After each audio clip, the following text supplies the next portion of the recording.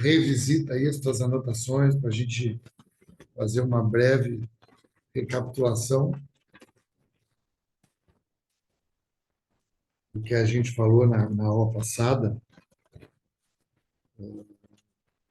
que é o começo, né, desse sermão, que é uma despedida. Sermão de Paulo, aí, esse encontro lá em Mileto, lá numa praia. Paulo vem à origem, para onde Paulo quer ir, o destino, quer dizer, para onde Paulo quer ir para Jerusalém, né? E a origem dele, ele vem vindo da Macedônia. E aí ele passa por Éfeso, e ele não fica em Éfeso. Éfeso é um lugar muito especial para ele, né? Um lugar que ficou ali por volta de 3 anos, um lugar que nós estudamos muito, né? O lugar da idolatria, da deusa Diana. Como é que era chamada essa deusa Diana Pirajara? Além de Diana, como é que chamava ela, essa deusa também? Como é que os gregos chamavam essa deusa?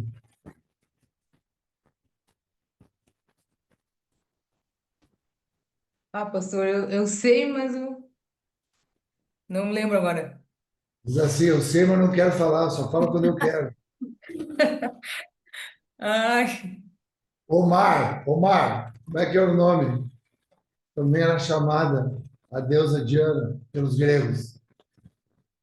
É, é Afrodite? É do futebol mesmo, esse, hein, Monteiro? Ele chuta mesmo. Ele não se assusta para chutar. A Andresa é muito boa aluna. A Andresa sabe. A Andresa eu sei. Abre aí o teu áudio, né? Como é que ela era Artemis, chamada? pastor. Hã? Artemis. Ô, Glória! Bem! É chamada a deusa Artemis, né? E era um lugar de muita idolatria, assim, um lugar muito difícil, né? E a palavra de Deus entrou ali com muita força, houve ali um movimento ali, um protesto ali dos, dos artesãos, né? Tinha um líder dos artesãos, né? Como é que era o nome do líder dos artesãos, Rosângela? Que fez aquele movimento lá no teatro de Éfeso. Como é que era o nome daquele líder dos artesãos? Deixa eu ver se eu tenho anotado aqui, porque de cabeça eu não me lembro. Milene. Como é que era, Milene? Alguém sabe? Alguém lembra aí? Demétrio. Aqui a Lara falou. Esse homem Demétrio, né? Foi um líder ali, um homem um sindicalista ali que se levantou e movimentou toda a cidade, né? E querendo expulsar ali os irmãos ali, porque estava havendo uma queda ali na venda, no negócio, no comércio deles. E aí se levantou um escrivão ali, um homem funcionário da prefeitura, trouxe uma palavra ali que aquietou os ânimos ali do povo. E nesse ambiente aí de convulsão social que o Paulo finalizou ali o tempo dele, né? Aí ele volta para a Síria e depois ele começa a terceira viagem. E agora ele está voltando da Macedônia e aí está passando pela Ásia, né? Fica na Ásia, Éfeso. E aí ele não fica em Éfeso, não passa por Éfeso, mas ele vai até Mileto, que fica a 48 quilômetros de Éfeso, e ali tem um porto, é dali que ele vai pegar um navio que ele quer ir para Jerusalém. Ele quer chegar em Jerusalém ainda na festa de Pentecostes. Ele tem uma oferta que ele está levando dos macedônios, os irmãos que estão em dificuldade, os judeus que estão em dificuldade na, na Judéia. E ele não passa ali, é interessante hoje a gente entender por que ele não passa ali. Ele não passa ali, né, muito provavelmente, porque ele iria gastar tempo se ele passa ali, né? Tinha muita gente conhecida, muita gente tinha saudade dele, tinha histórias em comum ali naqueles 3 anos de relacionamento, de ministração, de comunhão intensa. Então, ele mesmo ia querer ver muita gente ia querer ver ele, e ele não queria gastar muito tempo para não correr o risco de chegar depois da festa de Pentecostes, né? Então, ele chama só a liderança, os presbíteros, e aí eles se encontram em Mileto, e ali eles começam ali uma conversa, um sermão de muito ensinamento e de despedida também, né? Na praia mesmo, ali se reúne, perto daquele navio. E nós vimos o início dessa conversa na semana passada, né? Nós vimos o início ali, e hoje a gente vai finalizar essa conversa. Vamos finalizar o capítulo 20 e vai finalizar também essa conversa, essa despedida. Então, a gente vai ler ali do versículo 25 até o versículo 38. Pedi aqui para o meu companheiro aqui, o pastor Tiago, me ajudar. Lê para mim, prestem bem atenção. Digam se vocês não escutarem bem, se não ficar bem audível, aí vocês abram um áudio aí e nos ajudem, tá bom? Peguem aí para acompanhar a leitura. Atos, capítulo 20, do versículo 25 até o versículo 38. Amém. E agora eu sei que todos vocês, em cujo meio passei pregando o reino, não mais verão meu rosto. Portanto, no dia de hoje, testifico diante de vocês que estou limpo do sangue de todos, porque jamais deixei de lhes anunciar todo o plano de Deus. Cuidem de vocês mesmos e de todo o rebanho no qual o Espírito Santo os colocou como bispos, para pastorearem a igreja de Deus, a qual ele comprou com o seu próprio sangue. Eu sei que, depois da minha partida, aparecerão no meio de vocês lobos vorazes, que não pouparão o rebanho, e que até mesmo entre vocês se levantarão homens falando coisas pervertidas para arrastar os discípulos atrás de si. Portanto, vigiem, lembrando que, durante 3 anos, noite e dia, não cessei de admoestar com lágrimas cada um de vocês.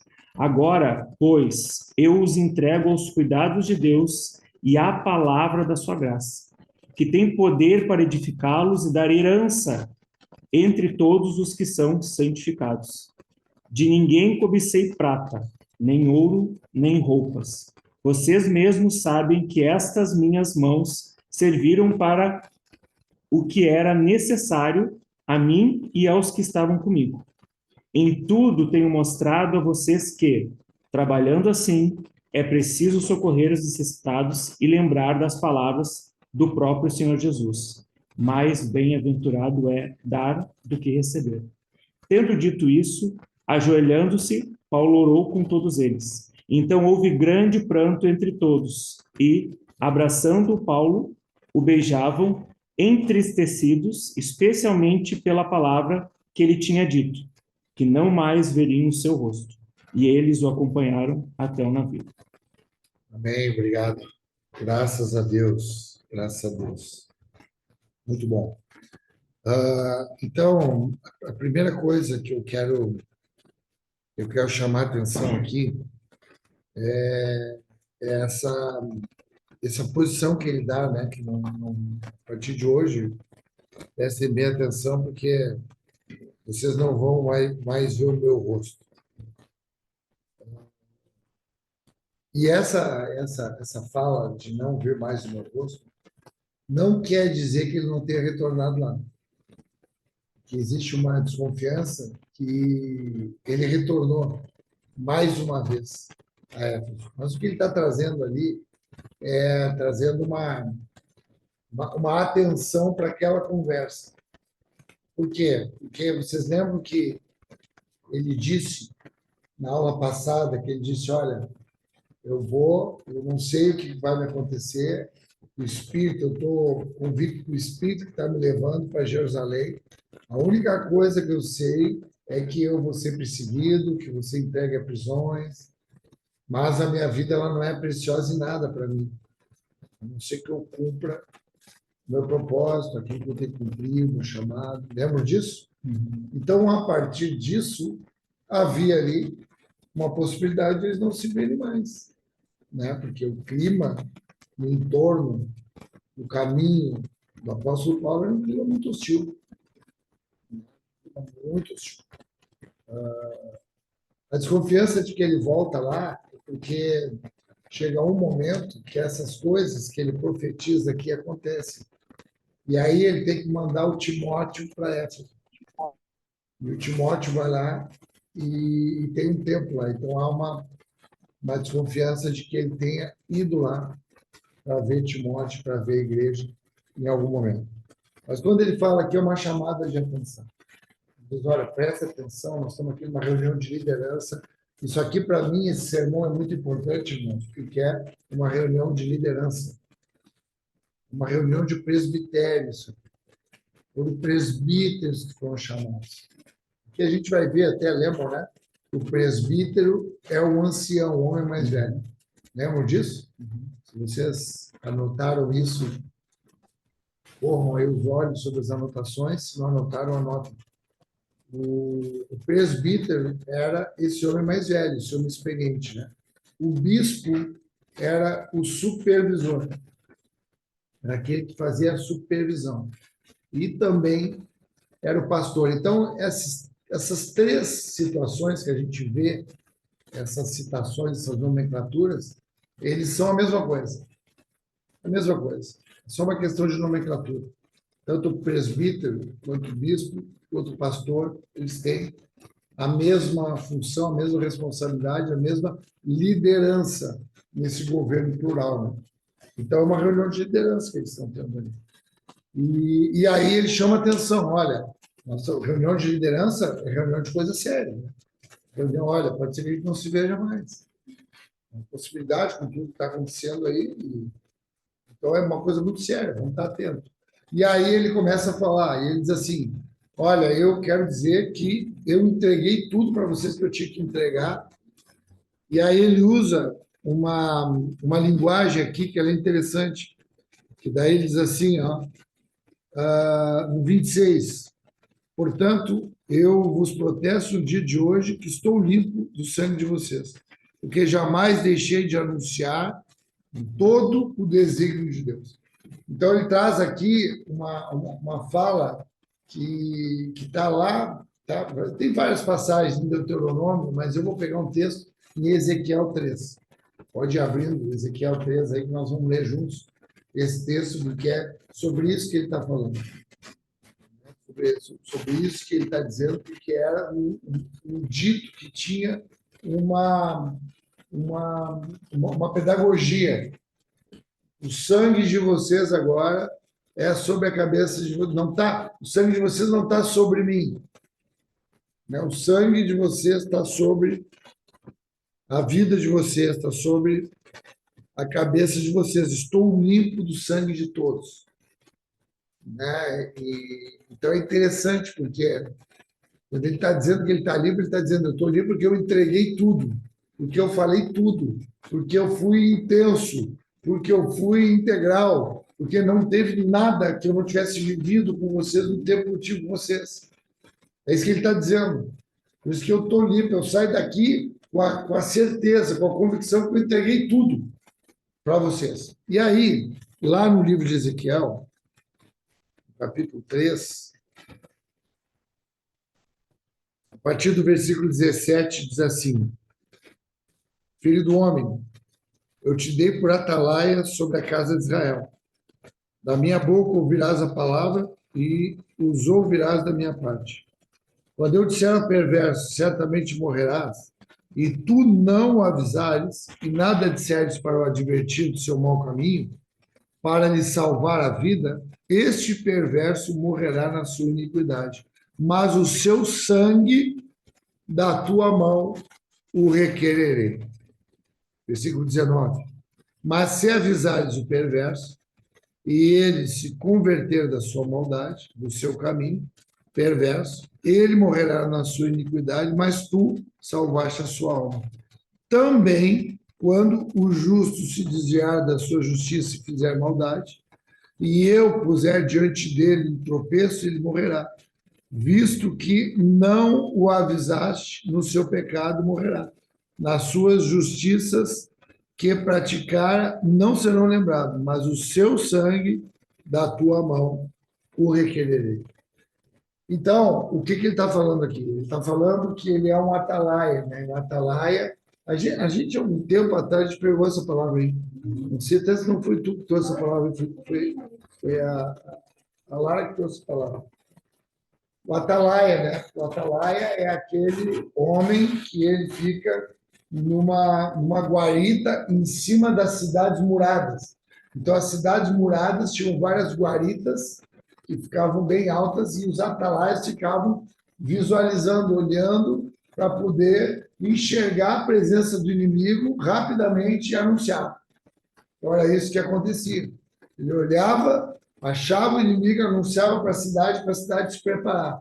Então, o atalaia, ele tinha essa responsabilidade do anúncio antes de todo mundo, que é a figura do profeta, que é a figura da igreja. Nós, a igreja, nós temos a visão, Deus fala com a gente, o Espírito Santo fala com a vida da igreja, e fala com a vida da igreja para ele gerar anúncio, salvação para os outros que estão com a gente. Então, quem está perto de nós está esperando uma proclamação de algo que eles não estão vendo. Por isso que a nossa figura é uma figura de vigilância, né? Uma figura de atenção. Por isso não podemos nos distrair, né? Com coisas que façam com que a gente perca essa visão para poder anunciar. E diz que se houvesse algum delito e o Senhor levantasse ali Ezequiel para falar e Ezequiel não falasse, aquela responsabilidade, além de ficar com a pessoa que estava se comportando indevidamente, ficava também sobre a vida dele, porque ele já tinha tido essa revelação. Mas se ele falasse, se ele dissesse, e essa pessoa se convertesse, salvou a alma de uma pessoa. Se a pessoa não fizesse o que tinha que ser feito, aí aquele sangue ficava sobre a vida daquela pessoa mesmo. Amém? Então é isso que Paulo está falando. Olha, eu fiz, eu entreguei tudo. Então, se não houve algum tipo de absorção com tudo que eu entreguei, com tudo que eu falei, com tudo que eu disse, eu estou limpo. Deus não vai requerer de mim o sangue de vocês. Então, eu acho interessante isso, porque como na comunhão, nosso sangue ele se mistura, né? O sangue de Jesus ele se mistura. Nós temos responsabilidades uns com os outros. Não tem aquela coisa que a gente fala lá, olha lá, o Guedes está aí hoje, a primeira vez, né, Guedes? Vinícius. Legal. Tudo bem? Primeira vez. Seja bem-vindo, meu irmão. Graças a Deus, muito bom te ter com a gente aí. Amém, glória a Deus. Eu olhei para... A gente esteve junto agora lá na reunião de sábado ali do Caxias, com o Guilherme, com o Alisson, com os meninos ali. Foi muito bom o tempo de Deus ali. Muito bom, vou te ter aí. Aí, porque o que acontece? No futebol tem uma fala que é muito comum no futebol, que os meninos vão concordar comigo aí, o Omar, que é assim, não, faz a tua que eu faço a minha. Vamos dar uma discussão assim ali, né? Marca aqui, marca ali, pega lá, pega aqui. Não, faz a tua que eu faço a minha. A minha eu estou fazendo bem feita, faz a tua. No reino de Deus isso aí não existe. Porque o nosso sangue está misturado. Há compromisso aqui em Jesus. O sangue de Jesus, quando ele cai daquela cruz, ele mistura o nosso sangue com o sangue dele e o nosso sangue entre nós, num nível relacional de compromisso. Então, a gente tem compromisso uns com os outros. Agora, se a gente, no compromisso, entrega e aquela pessoa ali, ela tem o coração fechado, ela não ouve, tu te livra do sangue daquela pessoa no sentido da conta que tu vai prestar com Deus. Então, nós vamos prestar conta por conta das pessoas que estão perto de nós, irmãos. Quando a gente amadurece na fé e a gente entende que a gente não vive mais para nós mesmos, não somos mais egoístas, agora a gente presta conta daquilo que o outro faz também. Por isso que não tem essa aí do outro faz as coisas e tu fica, não sou eu que estou fazendo, é ele. Não, se tu viu, e se Deus te falou, e se tu sabe, e se tu anuncia, orienta, ensina, corrige, exorta, admoesta, não te cala. Tu é atalaia, não te cala. Por conta da tua relação com Deus. Se a pessoa vai receber ou não, por isso tu não pode estar preocupado com o resultado do que tu vai falar. Tu tem que estar preocupado com quem te revela aquilo que tu enxergou. Se a pessoa aceitar, amém, glória a Deus. Se não aceitar, não é mais contigo. Agora, se tu não falar, o sangue dela continua contigo. Mesmo que ela continue fazendo as bobagens dela, é como se tu tivesse cúmplice dela ali. É forte isso, irmão. Isso é muito forte. É isso que ele está falando ali. Olha, eu entreguei tudo que Deus designou para mim entregar, eu entreguei. Então, a pergunta é, quando a gente está no lugar, a gente entregou tudo que a gente tinha que entregar? Na minha família, entreguei tudo que eu tinha que entregar. No casamento, eu estou entregando tudo que eu tenho que entregar. Na vida dos meus filhos, dos meus irmãos, meus amigos, a parentela, o trabalho, a vizinhança. Eu estou entregando tudo que eu tenho que entregar. Em nome de Jesus. Em nome, nos ajuda, Senhor, a entregar tudo que nós temos que entregar. E também nos ajuda a receber. Mas tem que entregar, tem que dar, tem que lançar. Nós não podemos ser uma igreja tímida. O tímido, ele é covarde. O tímido, ele se preserva. Tu não foi feito, tu não foi eleito, tu não foi santificado, separado para te preservar. Não. Foi para dispor, foi para proclamar. Uma atalaia do Senhor, aquele que foi elevado a um lugar mais alto de visão. Amém, irmãos? Então, esse era um ponto que eu queria salientar nessa aula. Então, ele anunciou tudo, e aí depois eu quero agora chamar a atenção num outro ponto. Porque daí ele diz assim, tenha atenção contigo.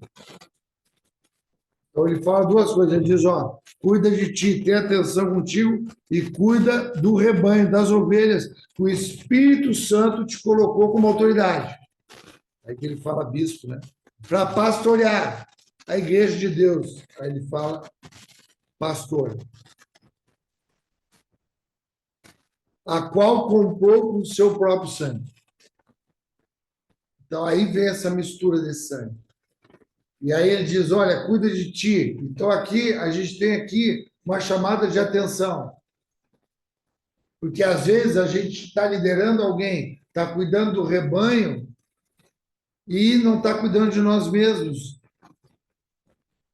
A nível de comportamento, a nível de conduta, a nível de posicionamento. Ou, então, pode ser também que eu esteja cuidando de mim mesmo, e aí me preservando, não estou cuidando moralmente, eu não posso ser cobrado, mas eu não estou cuidando do rebanho. Então, são duas coisas aqui que elas têm que caminhar juntas, elas se completam. Aí que a autoridade espiritual, ela se projeta. Aonde tu tá, tu é líder. Aonde tu tá, tu é presbítero, tu é bispo, tu é pastor, tu lidera. Aonde tu tá? Por isso que serve empreendedorismo, eu não preciso ser o CEO da empresa, eu não preciso ser o diretor da empresa, eu não preciso ser o sócio majoritário, eu sou dono, eu sou presbítero, eu sou autoridade naquele lugar. Aquele lugar é meu porque eu represento o sangue de Jesus naquele lugar. Então, eu preciso, naquele lugar ali, cuidar de mim e também ter os olhos sobre as pessoas. Se eu estou no futebol, quando eu chego, eu sou líder, eu sou capitão. Por isso que eu não preciso ter a faixa.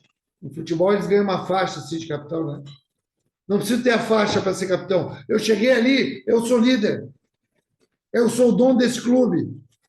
Sou responsável. Por quê? Porque eu sou um presbítero, eu sou um bispo, eu sou um pastor. O meu DNA é esse. Eu cuido das coisas do meu pai.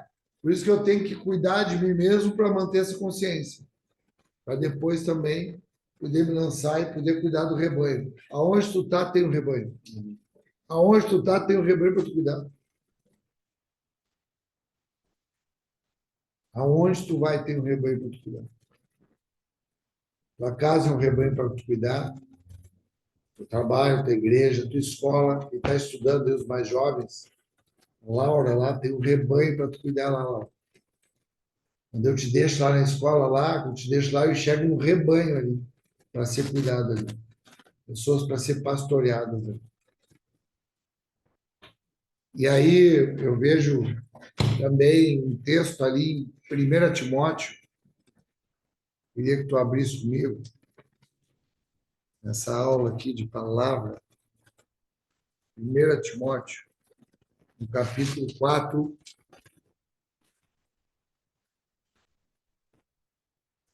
versículo 16, diz assim, ó, Paulo está falando para Timóteo, tem cuidado de ti mesmo e da doutrina, continua nestes deveres, porque fazendo assim, salvarás tanto a ti, quanto como os teus ouvintes. Olha que forte essa palavra aqui. Guarda essa palavra aqui no teu coração. Essa palavra está diretamente ligada com esse texto. Cuida de ti e cuida do rebanho. Ele está falando, Timóteo, cuida de ti mesmo e da doutrina, da palavra. Tem alguma versão que fala palavra? Da palavra? Cuida da palavra? Doutrina? Alguém tem alguma versão que fala palavra? Aí em Timóteo? Cuida de ti mesmo e da palavra? Pastor, qual que é 1 Timóteo 4? 1 Timóteo 4,16. 1 Timóteo obrigada. 4,16. Tem alguma versão, não lembro qual é. Acho que é NVI, se não me engano. Fala, cuida de ti mesmo e da palavra. É a doutrina, né? É a palavra. Persevera nessas coisas. Não é fácil. Tem que empenhar força. Persevera nessas coisas. Fazendo isso, salvarás a ti mesmo e aqueles que te ouvem, o atalaia, aquele que fala, não te cala. A igreja vai te dar voz para falar, para anunciar, para proclamar, para admoestar, para corrigir, para consolar, para aconselhar. Vai ter gente te ouvindo. Vai ter gente que vai te ouvir. E aí esses aí vão também alcançar a salvação.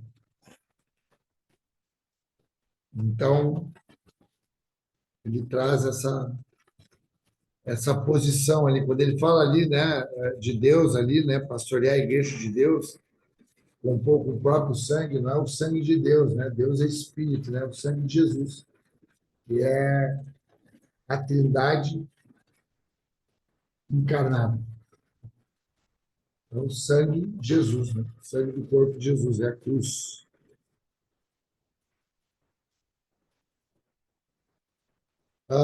E aí, ele começa agora a trazer uma chamada de atenção para a igreja, aqui, para os presbíteros, e começa a dizer o que vai acontecer a partir da saída dele. Então, é bom a gente entender nessa aula qual é os espíritos que vão ter sempre no ambiente onde a vida da igreja está implantada. Então, ele está dizendo, olha, vai chegar um momento aí que lobos vorazes penetrarão e não pouparão o rebanho. E aí ele diz assim, ó, e que dentre vocês mesmos se levantarão homens falando coisas pervertidas para arrastar os discípulos atrás deles. Então ele traz aqui a gente tem que ter maturidade para isso, irmãos. Aqui ele não está falando pessoalmente de ninguém, ele está falando espiritualmente. A nossa luta não é contra o sangue nem contra a carne, mas é contra principados, potestades, poderes espirituais das trevas. Ele está dizendo para aqueles mesmos presbíteros ali que estão reunidos naquele ambiente ali de ensino e de despedida, ele está dizendo, olha, daqui do meio mesmo vai se levantar gente que vai fazer um movimento de rebeldia, que vai fazer um movimento que vai tocar no rebanho e vai arrastar a gente com eles. É gente que entra no meio da igreja e gera um estrago na igreja e arrasta gente junto. Então, ele está dizendo que isso vai acontecer. E isso realmente acontece. Infelizmente, essa palavra de atenção, ela era profética, acontece.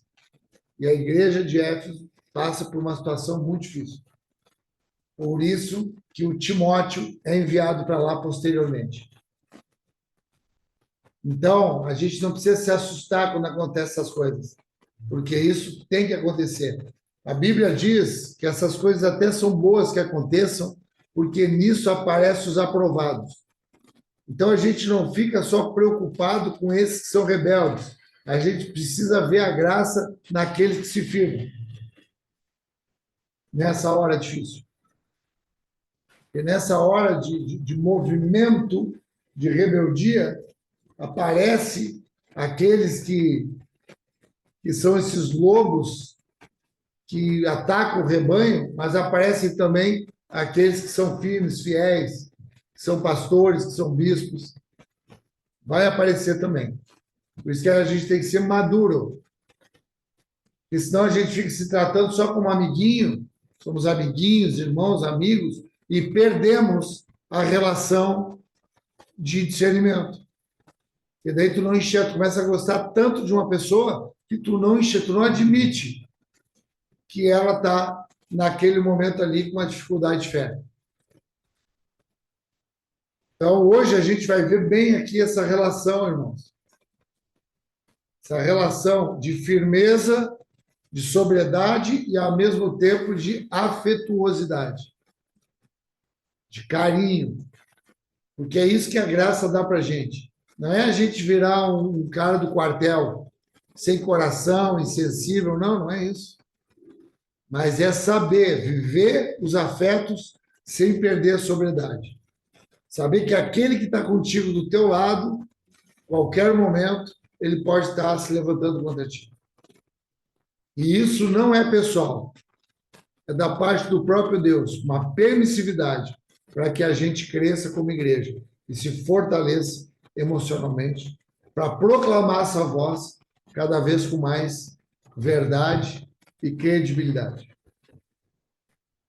Amém, irmãos? Glória a Deus. E aqui? Vamos lá. Então, ele diz assim no 31, portanto, vigiai, lembrando-vos que por 3 anos, dia e noite, não cessei de admoestar com lágrimas a cada um.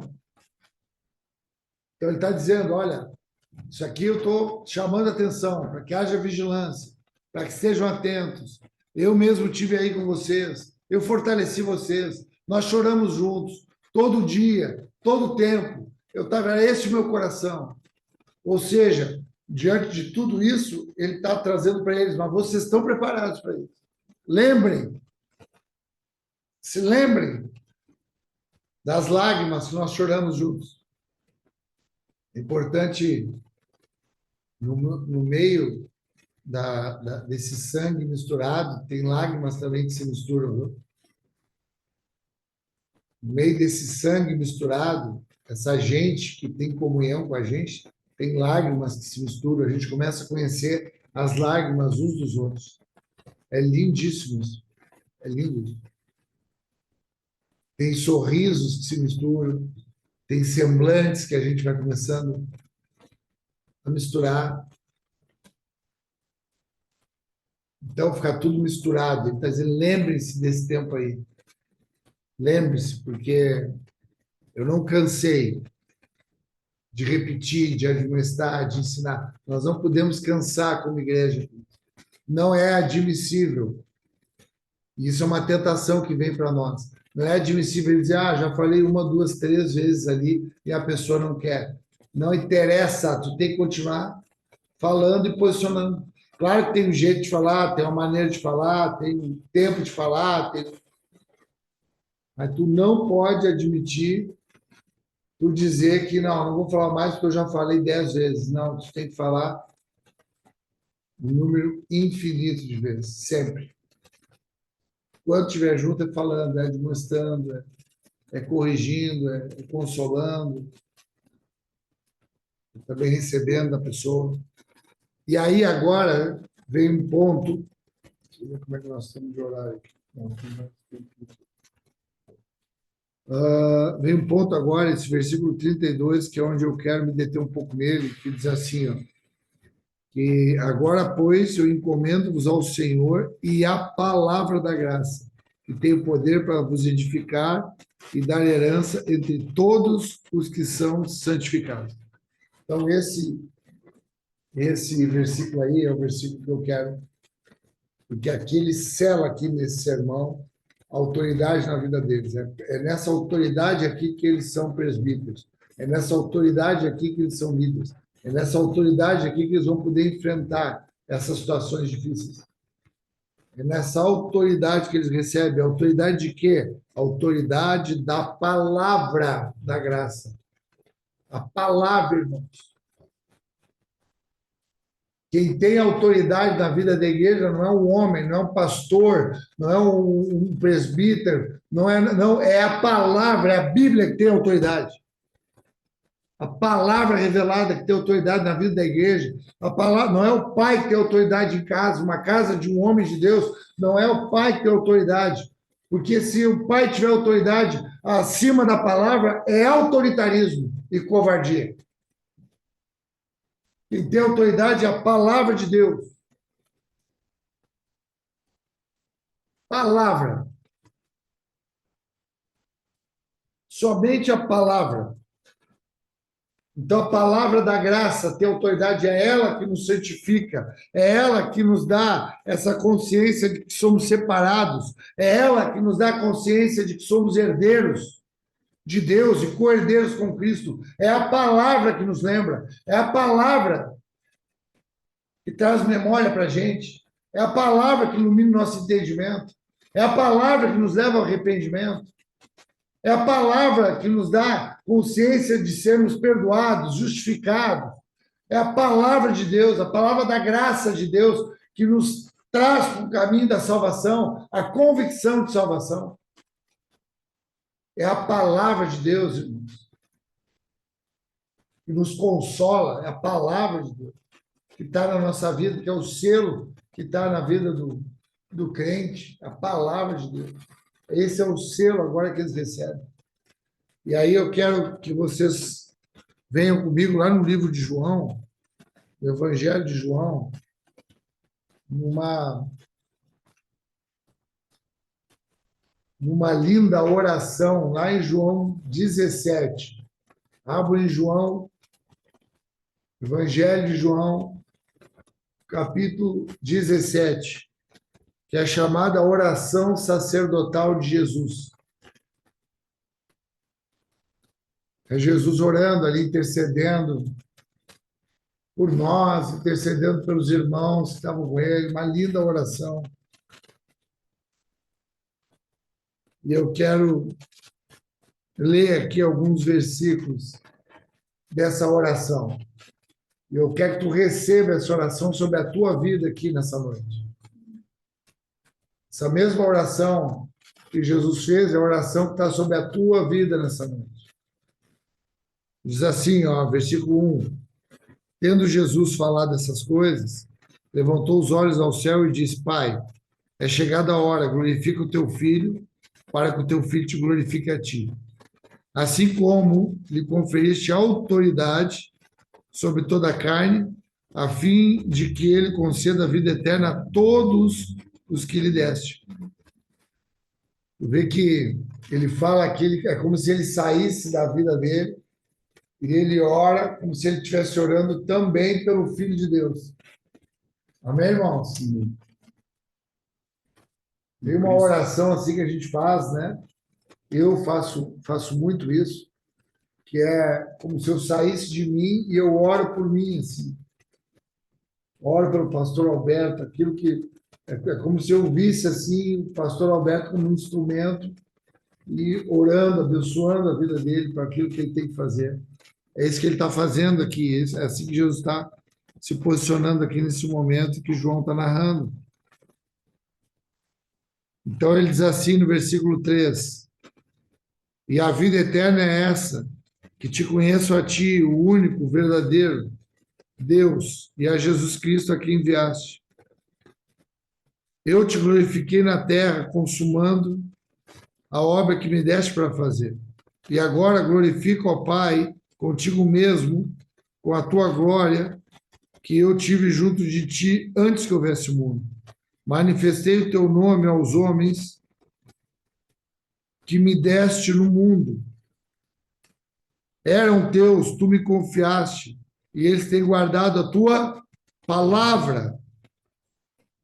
Agora eles reconhecem que todas as coisas que me tens dado provêm de ti, porque eu lhes tenho transmitido as palavras que me deste.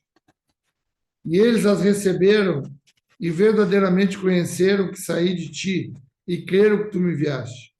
É por eles que eu rogo, não pelo mundo, mas por aqueles que me deste, porque são teus. Ora, todas as minhas coisas são tuas, e as tuas coisas são minhas, e neles sou glorificado.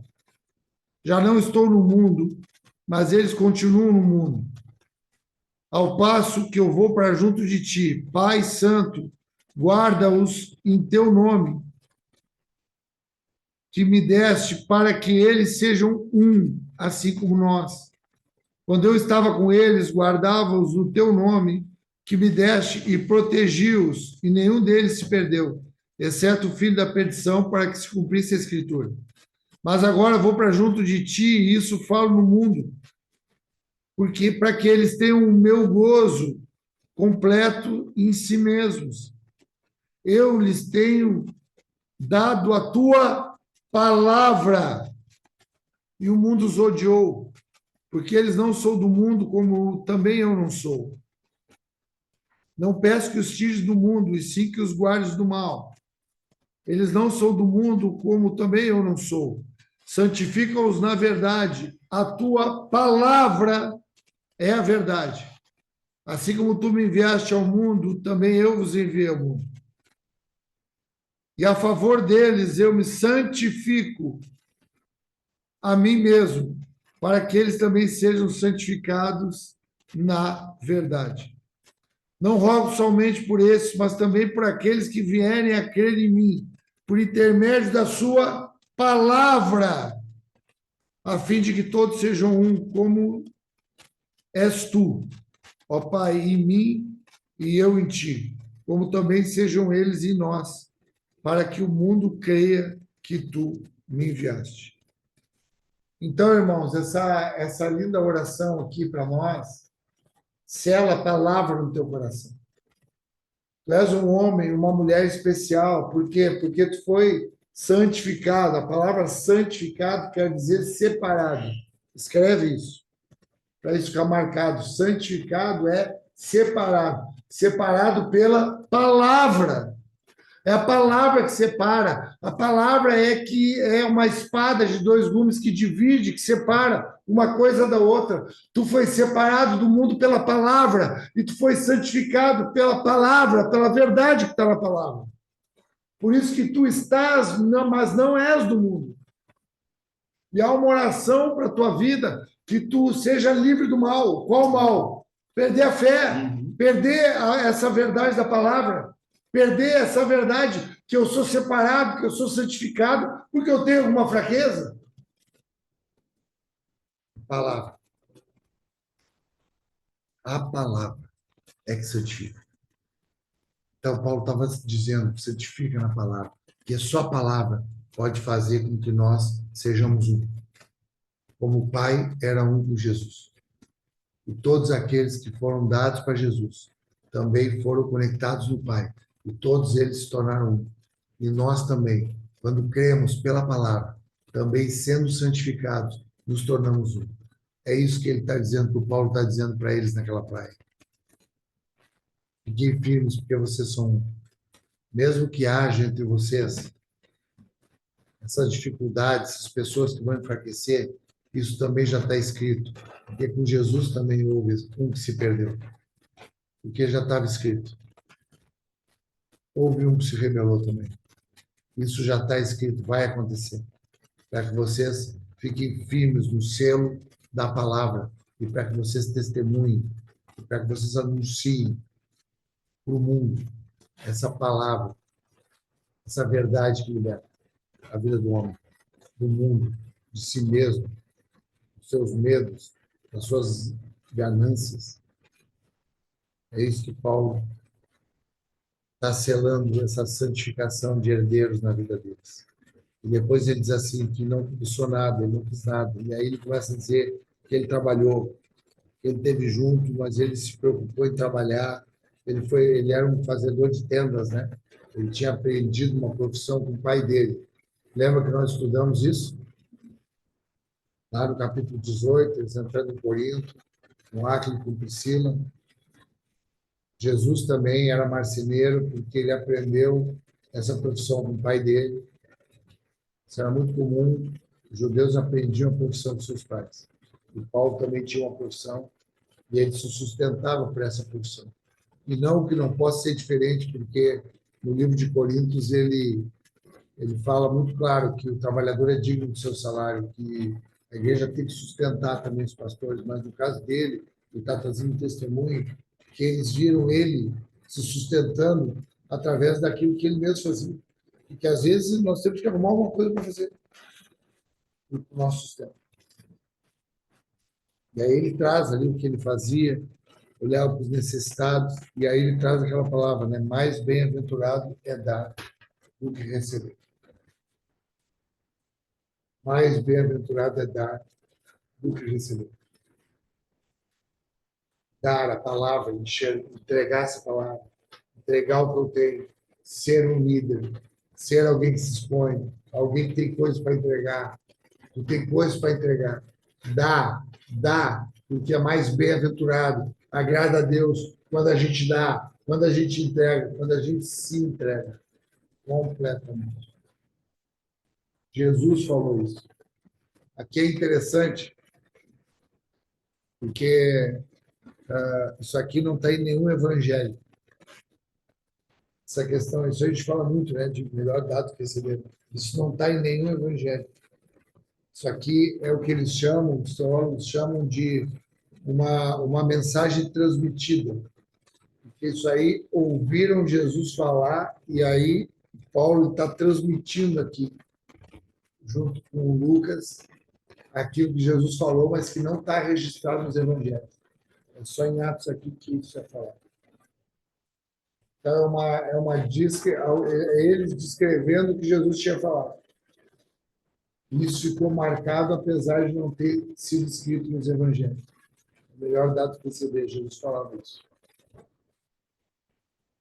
Está para dar, está para entregar a nossa vida. E aí, para finalizar, os 3 versículos que, para mim, são os versículos que mais me emocionam, são os versículos que mais me tocam, são os versículos mesmo que mexem com a gente, porque fala de despedida, né? Fala esse momento difícil, e aqui vai poder mostrar uma afetividade muito grande, um carinho muito grande entre eles, aqui, que eu acho bonito, esse carinho que eles têm entre eles, porque eles fazendo essas coisas, a primeira coisa linda que acontece é se ajoelhar. Eu amo me ajoelhar na presença do Senhor. Eu amo me ajoelhar. Ajoelhar com os nossos irmãos, nós fizemos isso, né? Volta e meia a gente ora de joelho. A gente, como igreja, a gente passa, a gente tem um jeito ali, um ritual nosso ali no final do ano, né? Nós passamos a meia-noite ali, todo mundo ajoelhado juntos. Aquela transição de ano ali, aquele olhar para trás agradecendo, olhar para frente com esperança, a gente dobra os nossos joelhos, né? Juntos, eles se ajoelham ali na praia, e aí eles oram, aí diz que choram muito ali entre eles, se abraçam afetuosamente, e beijavam Paulo, entristecidos, especialmente pela palavra que ele tinha dito que não ia fazer o rosto dele. É acompanhar até o navio. E aqui eu quero que a gente entenda que como esses afetos são importantes, mas como esses afetos eles não podem ser um afeto que nos prenda. Porque é um afeto, é um choro, um pranto de quem está vivendo. Às vezes a gente está chorando para querer comover as pessoas para ficar com a gente. Não é isso que o Evangelho nos ensina. A gente tem que aprender a chorar de joelhos para entregar um filho, para entregar Jesus na cruz, para entregar alguém. Nós temos que estar aqui vivendo intensamente aqui como comunidade, preparados aqui para amanhã entregar alguém, dizer vai, quem sabe eu nunca mais vou te ver. Chorar, porque vai dar saudade, porque dá tristeza mesmo, mas tu sabe que é isso que tem que ser feito. Às vezes a gente está aprendendo, não quer largar um filho porque não tem coragem de ficar longe de um filho, não quer largar um amigo, não quer que alguém saia de perto de ti. Irmãos, o Evangelho é para a gente se conectar de tal jeito que a gente não precisa nunca mais se ver. Porque a gente vai se conectar com um laço, com sangue de eternidade. Porque se a gente não se expandir, o Evangelho não vai crescer. Se a gente ficar junto, sempre aqui, não que não possa acontecer de alguém ter como propósito ficar junto toda a vida ali perto, mas isso não é a regra. A regra é se fortaleceu e é enviado e vai. Entrega com lágrimas verdadeiras, com pranto, com choro, depois de uma conversa séria. Não é uma chantagem emocional para não deixar ir. Não é uma mãe chorando porque não quer que o filho saia de casa para estudar fora. Nós exercitamos isso aqui na República. Eu e a Cris, a gente chorou quando tivemos que lançar a Taena e a Alice, nossas filhas, que tinham tudo dentro de casa, e não tinha nenhuma necessidade de sair, para ir morar na frente, na outra quadra. Porque não é fácil tu lançar, tu largar, sair debaixo dos teus olhos, que é onde tu acha que tem controle. Que é onde tu tirou completa também. Elas ajudavam lá em casa, ajudavam a cuidar das crianças, ajudavam de várias formas ali. É difícil a gente abrir mão. A gente está formando gente aqui nessa comunidade para abrir mão. Eu, daqui mais de um tempo, não quero ver vocês mais aqui. Eu quero que a gente se ajoelhe e chore uma despedida, como a gente chorou com a Ina. Como a gente chora aqui para despedir os irmãos, quando a gente chora, quem sabe, para ter que lançar o Mantuan e a Juliana, depois de grandes experiências com Deus, nós vamos nos ajoelhar e vamos chorar, mas ele vai ser lançado lá como uma flecha no Evangelho, para fazer diferença lá numa outra nação, para fazer diferença lá num outro clube, para representar essa comunidade aqui, porque aqui tem uma voz.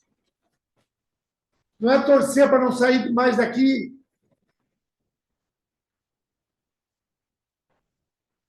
Isso aqui me emociona muito. Isso aqui para mim é uma teologia, para mim, muito profunda. Para mim é uma teologia, é uma verdade muito profunda. Que a gente precisa aprender, lançar a Grace, o Ali. Nós não choramos quando a Grace e o Ali foram para lá, que a gente não ia ver mais a Aurora crescer. A gente chorou. E a gente chora. E é para isso que a gente está junto, é para aprender a chorar como se chora. Para aprender a se ajoelhar como se ajoelha.